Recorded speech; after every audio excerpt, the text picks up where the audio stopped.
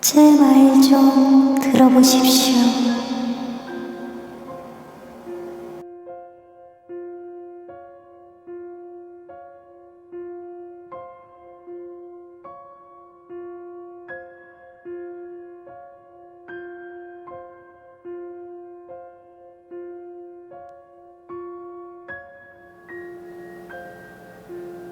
기원은 청력이 완전 차단된 상태라 아무런 소리도 들리지 않았다.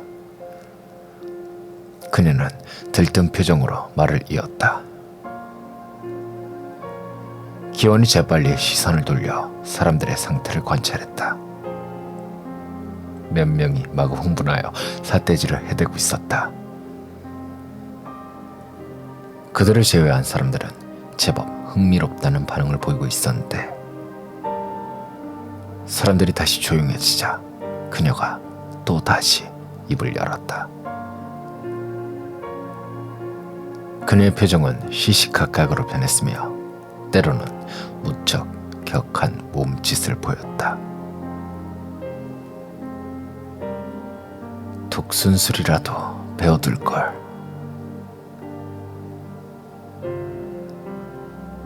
기원은 그녀의 입모양을 뚫어져라 노려봤지만 헛수고였다. 그때 옆자리에 있던 사람이 벌떡 일어섰다. 기원이 바라보니 유명 비평가인 윤성호 씨였다. 윤성호 씨는 싸늘한 표정으로 여자와 단독 대화를 시작했다. 윤성호 씨가 따지면 여자가 바로 받아쳤다. 둘의 대화가 3분이 넘어서자 장내 모두가 들썩거리기 시작했다. 무슨 일이지? 그리고 왜 다른 사람들은 가만히 있는 거야?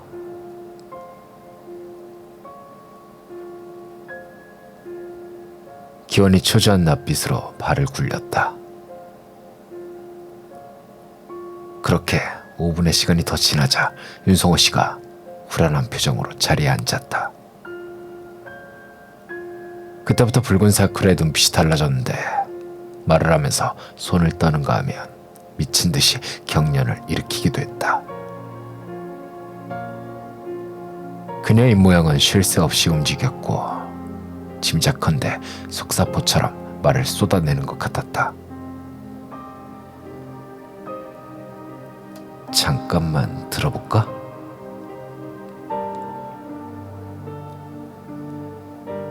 기원이 망설이며 사람들을 바라봤다.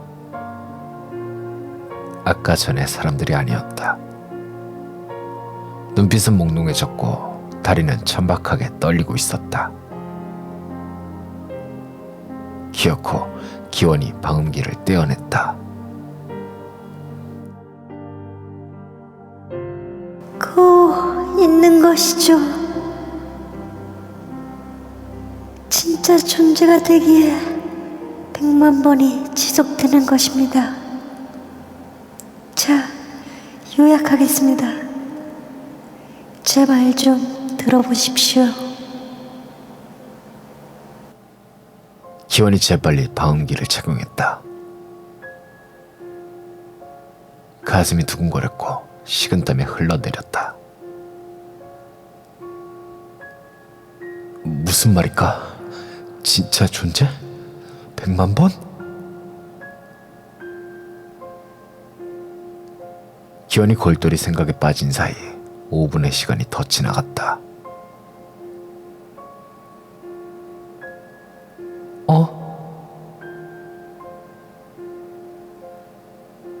서늘한 기척 때문에 기원의 정신이 번쩍 들었다. 정신을 차리고 보니 붉은 사쿠라는 보이지 않았고 장내 모두가 자리에서 일어나고 있었다. 이봐요! 다들 멈춰봐요! 기원이 방음장치를 집어던지고 소리를 질렀다. 사람들은 묘한 표정을 지으며 하나둘 강당을 빠져나갔다. 이봐요, 윤성호 씨! 윤성호 씨! 저 좀 봐요! 기원이 재빨리 윤성호 씨의 팔을 움켜쥐었다. 왜 그러시죠? 윤성호 씨가 묘한 표정을 거두지 않은 채 물었다. 무슨 말을 들었나요? 대체 그녀가 무슨 말을 했길래? 같이 안 들으셨나 보군요. 처음으로 불행한 일입니다. 윤성호 씨가 슬며시 손을 부리치고는 결국 나가버렸다.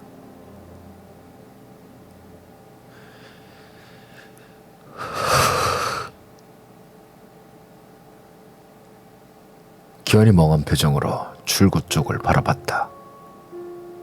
잠시 후 영민과 두 명이 불이 나게 달려왔다. 괜찮아? 어떻게 됐어? 여자가 뭐라 하는지 들었어? 당장. 뭐라고? 당장 저들에게 경찰을 붙이라고. 기원이 소리를 빽 찔렀다.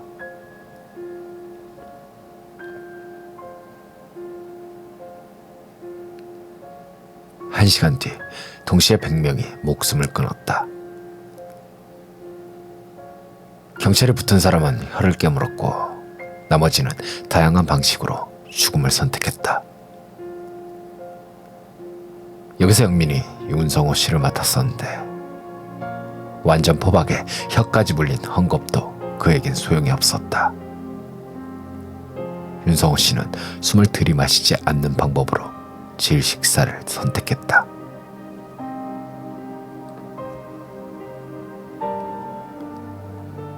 이 엄청난 사건에 수많은 기자와 카메라가 취재를 해갔다. 하지만 그 다음 날도 뉴스와 신문은 조용했다. 이 사건은 완전히 묻혀버린 것이다. 쇼크 상태에 빠진 기원이 어디론가 나가버리자 영민이 수사팀의 해체를 고려하기 시작했다. 말하기 좋아하는 그들이 어째서 반박을 못했을까? 기원은 빗방울이 조금씩 내리는 명동 거리에 있었다. 진짜 존재? 신을 말하는 건가? 여자의 말이 귀 속에서 계속 되풀이되고 있었다. 100만 번이 뭘 뜻하는 것일까? 100만 번, 100만 번. 주위엔 젊은 연인들이 즐겁게 담소를 나누고 있었다. 기현은 문득 자기감이 밀려 들어왔다. 나로 인해 100명이 죽었어. 불지옥에 떨어지겠구나. 기원이 씁쓸하게 웃었다. 그때 뒤에서 누군가 옷자락을 만졌다. 기원이 돌아보자 창백한 얼굴에 한 꼬마가 서 있었다. 꼬마의 손에는 비디오 테이프 하나가 케이스 채로 들려 있었다. 꼬마가 케이스를 열자 테이프가 쪽지 하나가 드러났다. 꼬마는 쪽지만 꺼낸 뒤 기현에게 내밀었다. 꼬마야, 이거 나한테 준 거니? 기현이 몸을 숙여 쪽지를 건네받았다. 02642에 1002? 이게 뭐지? 쪽지에는 전화번호 하나가 덩그러니 있었다. 이내 꼬마는 말없이 왔던 곳으로 걸어가기 시작했다.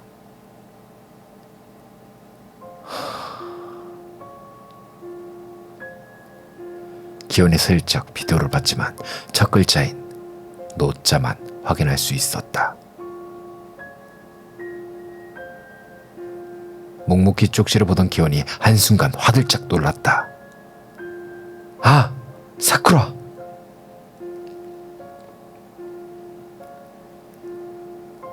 붉은 사쿠라가 강당에 들어올 때가 떠올랐다. 그때 뒤따르던 꼬마의 얼굴도 기억이 났다. 아, 저 꼬마였구나. 기현이 황급히 꼬마가 간 방향으로 뛰어갔다. 하지만 한참을 뛰던 기현이 일순간 멈췄다. 아니지, 내가 가서 뭘 어쩌겠다고. 가봐야 죽을 뿐이지. 기현이 차분히 생각을 정리했다. 그럼 이건 사쿠라의 직통 번호인가?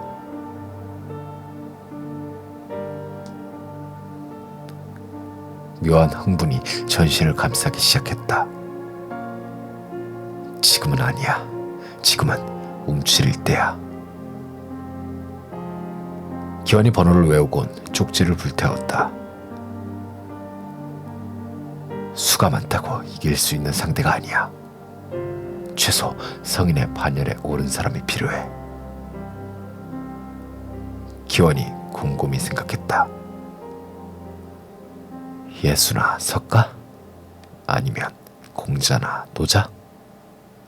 그들이라면 상대할 수 있을까? 성철 스님이 계셨더라면 어땠을까? 기현은 이미 입적하신 성철 스님을 떠올렸다. 성철 스님의 경지라면 그녀를 알고 있지 않았을까? 혼란스럽다. 내가 어쩌다 여기까지 오게 됐지?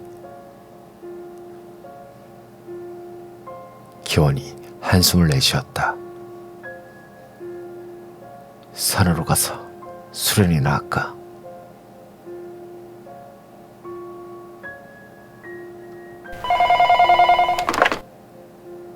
다음날 영민이가 있는 수사팀으로 전화가 걸려왔다. 예, 강남경찰서입니다.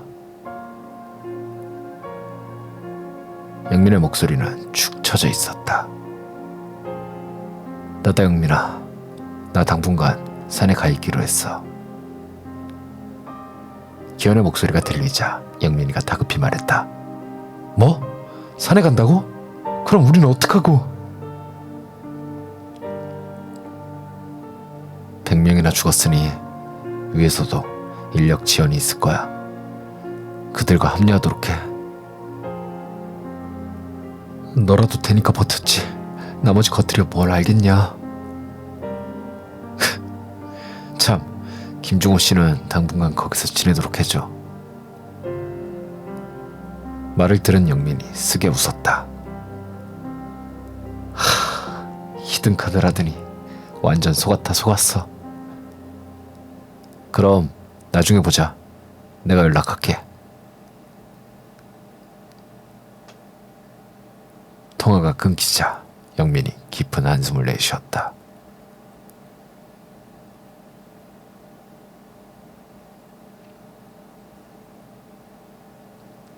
여기서 내려주세요. 그날 폭포함에서는 때 아닌 설전이 벌어졌다.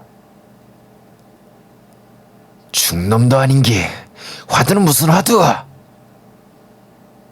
제가 말씀드렸지 않습니까? 사정이 있다고.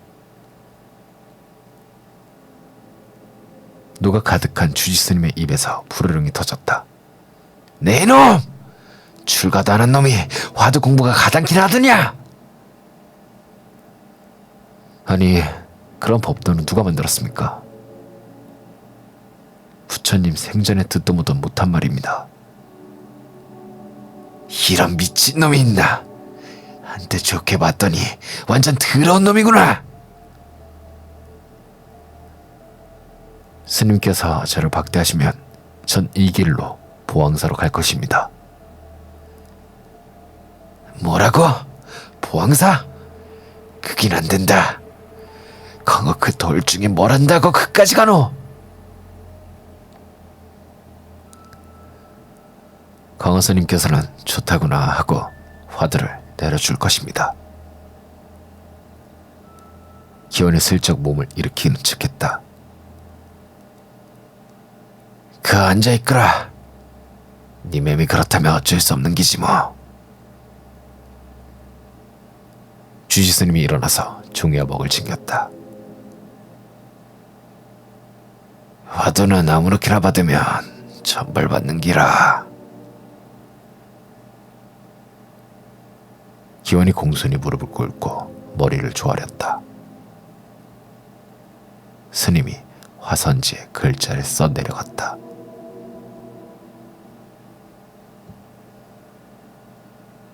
무. 기원의 몸이 저절로 들썩거리기 시작했다. 무자 화두다. 네 똑똑한 놈이니까 설명은 안 할란다. 기현이 화선지를 품에 넣고 법당을 빠져나왔다. 그 길로 곧장 2시간 동안 산을 탔다.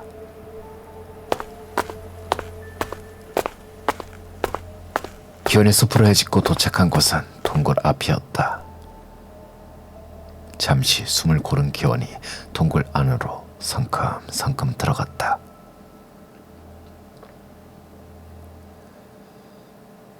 동굴 안에는 타고 남은 초와 향들이 굴러다녔고 벽에는 탱화가 걸려 있었다.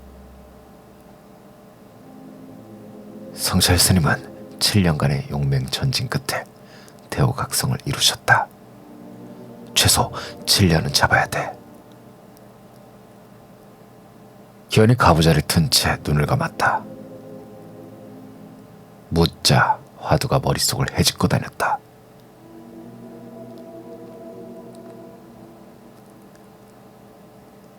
옛날에 한 제자가 큰 스님에게 물었다.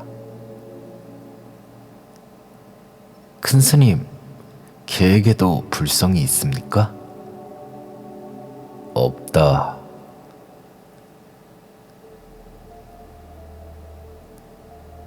며칠이 지나고 제자가 다시 물었다. 큰 스님, 부처님께서는 벌레처럼 한낱 미물도 불성이 있다고 하셨습니다.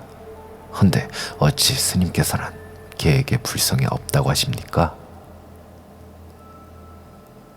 없다. 이것이 그 유명한 무자 화두 일화였다. 어째서 스님이 없다라고 했는지 그것을 생각해야 한다. 밥 먹을 때나 용변 볼 때도 생각하고 자기 전에도 생각하며 경지에 오르면 꿈속에서도 붙들고 늘어질 수 있어야 한다. 없다. 없다. 없다. 없다. 없다. 없다. 없다. 없다.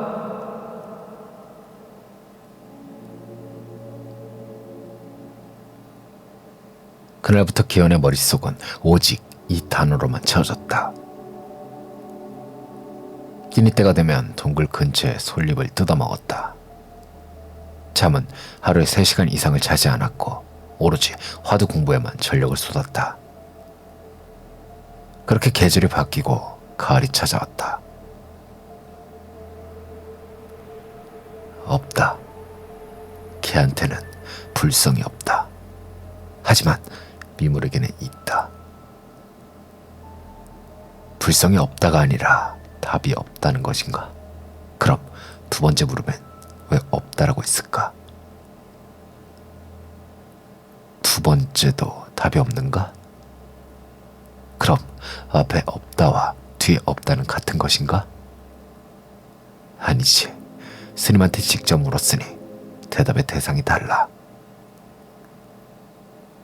그럼 결론은 둘의 없다가 다른 의미라는 말인데 내가 완전 헛짚는 건 아닐까? 스님은 우연히 없다라고 내뱉었는데 때마침 제자가 질문한 시기와 겹친 건 아닐까? 아니야, 말도 안 돼. 다시 생각해보자. 없다. 없다.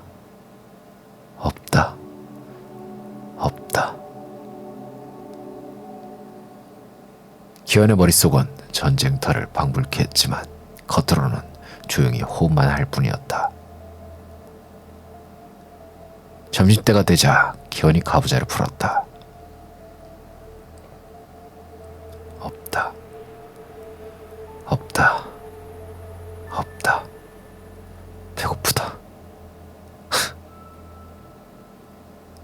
기현이 씩 웃으며 동굴 밖을 나섰다. 날씨가 제법 쌀쌀했다. 여러 못을 걸친 기현이 몸을 떨며 솔잎을 떴다. 기현의 행색은 매우 지저분했다. 수염이 지멋대로 얼굴을 덮었고 볼살이 빠져 광대가 돌출되었다. 하지만 얼굴은 야이었어도 눈빛은 터질 듯했다. 솔잎을 씹으며 물끄러미 나무 쪽을 바라보던 기현이 깜짝 놀랐다. 초록잎이 다 사라졌어. 단풍이 들면서 초록잎들이 죄다 울긋불긋하게 변해 있었다. 초록잎은 없고 왜 다른 것들이 있지? 충격을 받은 기원이 동굴 안으로 들어가 버렸다. 없다. 초록잎이 없어. 없다. 없다. 기원은 가부좌를 들고 하염없이 생각에 빠졌다. 그리고 한참을 생각하던 기원이 눈을 떴다. 맞아. 없어진 게 아니라 색이 변한 거였어. 이런 걸 다 까먹고 말이야. 시간은 흘러 겨울이 다가왔다. 그날도 무자 화두에 매달리던 기원이 벌떡 일어섰다.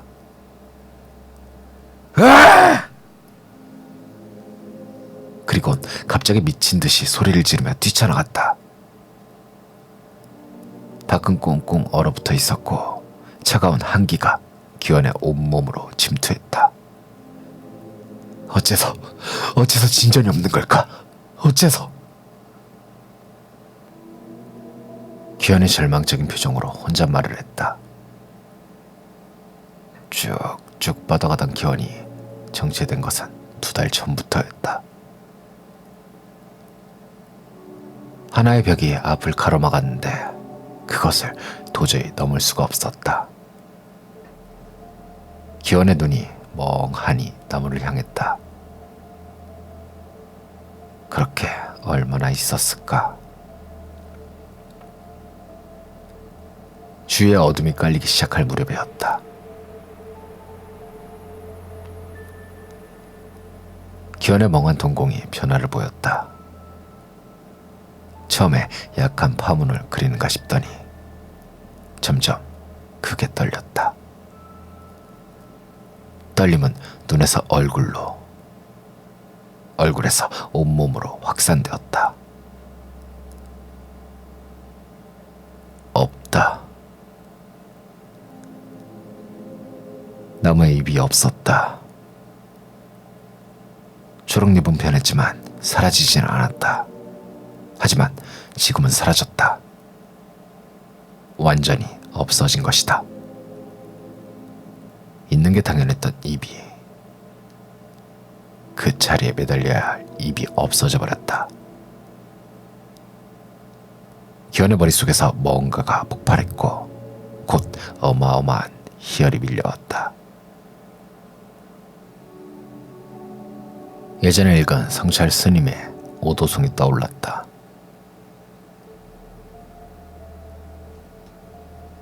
황하수 곤륜산 정상으로 거꾸로 흐르니 해와 들은 빛을 잇고 땅은 꺼지는도다. 문득 한번 웃고 머리를 돌려서니 청산은 예대로 흰구름 속에 섰네.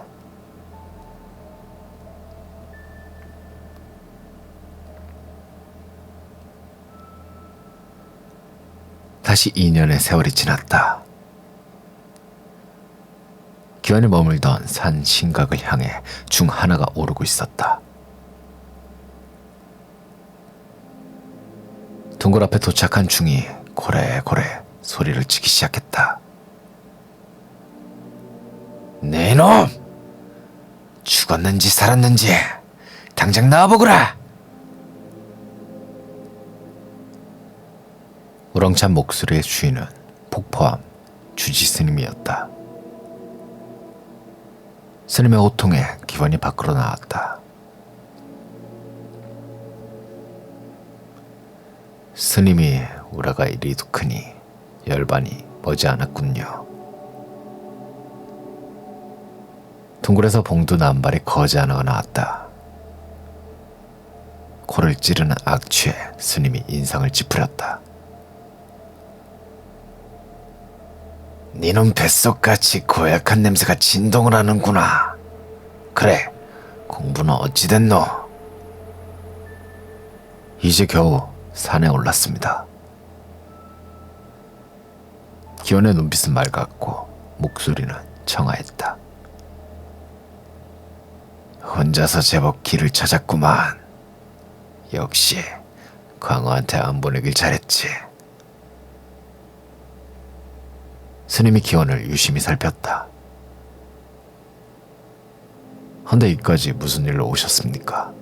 제 공부는 아직 멀었습니다. 아참, 네 지금 내 따라 내려가자. 갈 데가 있다. 싫습니다. 기원의 거절에 스님이 슬며시 웃었다. 네 맘 다 안 돼. 하지만 지금부터는 혼자 공부하면 위험한 기라. 위에서 끌어당기는 스승이 있어야 길을 안 헤매지. 하지만 전 잠만 말고 따라오너라. 냄새야. 스님이 기원의 손을 끌고 억지로 내려가기 시작했다.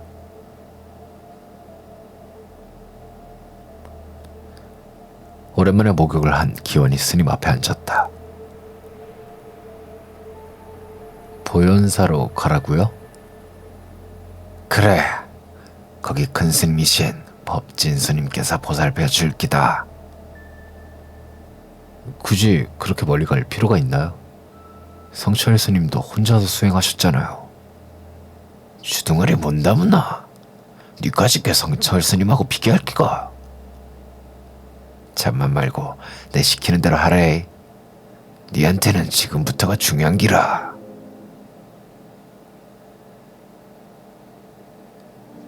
다음날 기원은 보현사로 떠났다.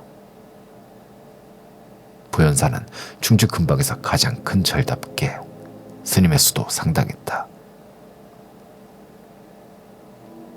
기원이 보현사 문을 들어서자 한 스님이 물었다. 보살님, 어찌 오셨습니까? 큰 스님을 뵈러 왔습니다. 큰 스님을요? 스님은 놀라며 말을 이었다. 큰 스님은 사람을 안 만나신 지 꽤 되셨습니다. 이걸 전해주십시오. 기원이 품속에서 서찰을 꺼냈다. 스님은 합장을 한 뒤 종종 걸음으로 어디론가 걸어갔다. 그렇게 한참을 기원이 기다리자 중년의 스님 한 분이 다가왔다. 그대가 폭포함에서 왔소? 네, 그렇습니다. 따라오시오. 중년 스님은 기원을 반기지 않는 눈치였으나 기원은 신경 쓰지 않았다. 둘은 절 깊숙이 위치한 어느 방 앞에 멈추었다. 큰 스님, 손님 모셨습니다. 들어오시게. 안에서 커렁커렁한 목소리가 들렸다. 그럼 기원이 중년 스님께 합정을 한 뒤 안으로 들어갔다. 방 안에는 작은 체구의 노승 한 명이 앉아 있었다. 그를 자세히 보자 노승의 모습은 가죽만 남은 고목나무 같았다. 앉으시게. 그래, 진각 스님이 보냈다고. 예, 진각 스님이 이리로 보내셨습니다. 기원이 공손히 대답했다. 내 제자 중에 쓸만한 건 진각과 진수뿐일세. 그런 진각이 추천한 사람을 내 어찌 홀대하겠는가. 홀대라뇨. 송구스럽습니다, 큰스님. 가만히 기원을 보던 노승이 물었다. 자네 공부는 많이 했는가? 아닙니다. 이제 겨우 산 입구에 올라섰는걸요. 그래, 어디 한번 보지. 노승이 기원의 눈을 똑바로 직시했다. 기원도 노승을 바라봤는데 둘은 한참을 그렇게 있었다. 자네 지금 무엇이 보이는가? 지금 소머리가 보입니다. 아직 멀었네. 가서 더 하고 오게나. 노승이 몸을 돌려버렸다. 기원이 합장한 뒤 나오자 밖에 여러 스님이 서 있었다. 큰 스님이 시주님을 하한거에 합류시키라고 하셨습니다. 하한거를요? 전 출가도 아직 원칙상 안 되지만 큰 스님의 명령이라서요. 기원을 보는 주위의 시선이 따가웠다.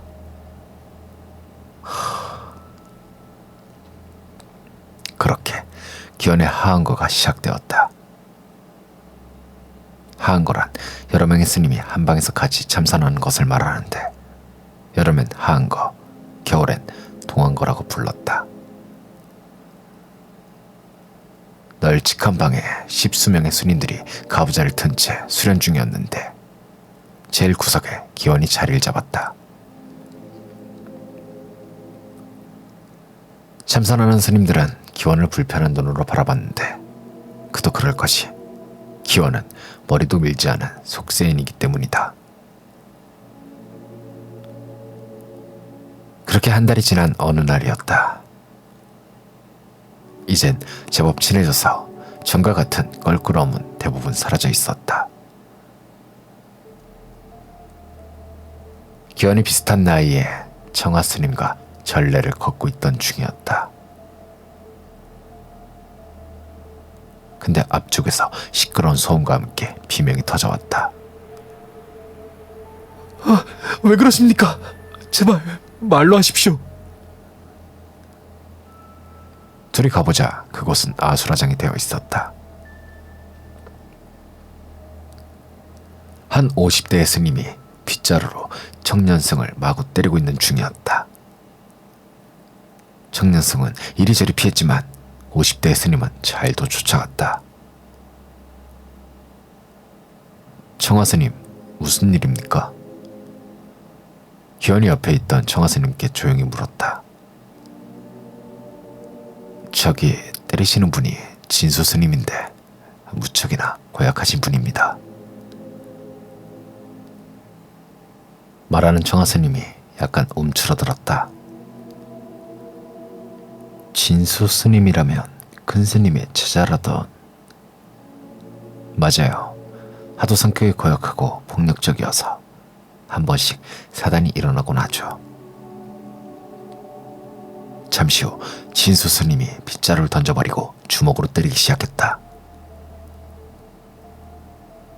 아이고 스님, 저를 죽일 작정이십니까? 닥쳐라 이놈. 죽놈이 밥값을 못하면 두드려 맞아야지. 진수 스님이 정말로 죽일 듯 때리자 주위에서 뜯어말리기 시작했다. 그만하십시오. 스님 저러다 죽겠습니다. 이거 안 나? 니들도 두드려 맞고 싶나 보구나. 아닙니다. 기현이 그 광경을 보다가 문득 하늘을 올려다봤다. 새파란 하늘에서 태양이 이글거리고 있었다.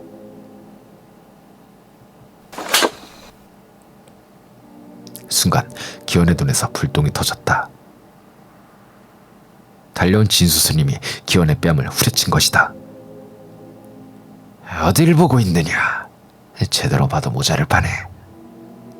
너도 두드려 주랴?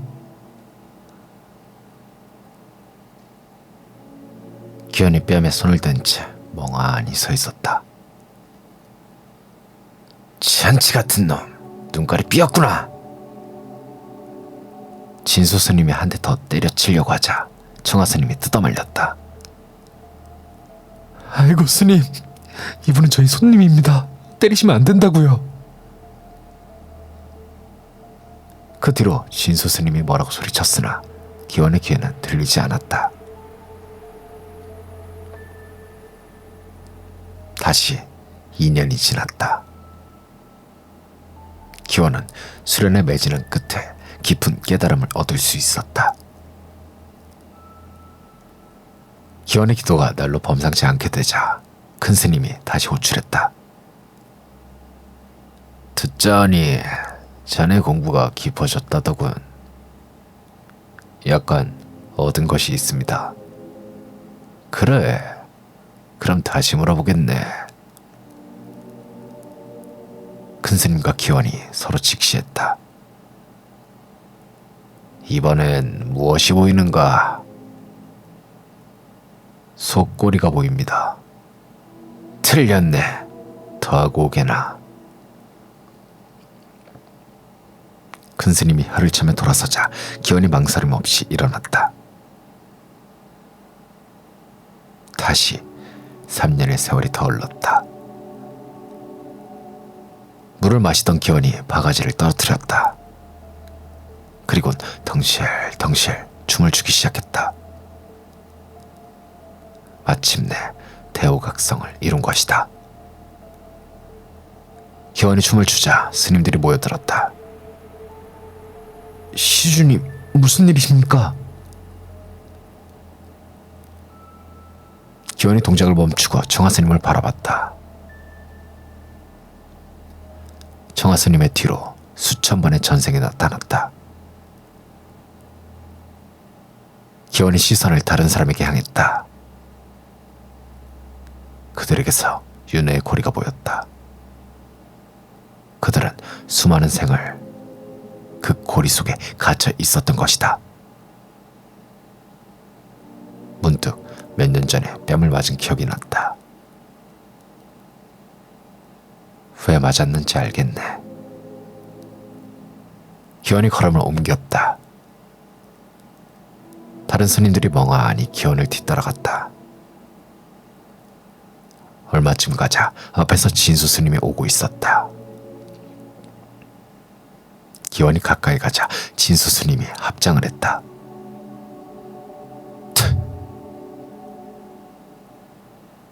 기원이 합장하는 진수 스님에게 침을 뱉었다. 주위에서 헛바람이 터지고 순식간에 소란스러워졌다.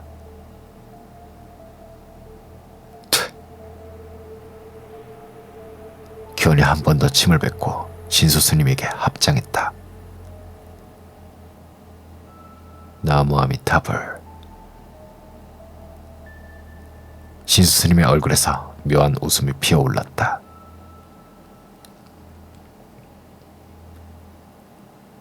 기원은 다시 걸음을 재촉해 큰 스님 방으로 향했다. 문을 열고 들어서자 큰 스님이 일어나 있었다. 무엇이 보이는가?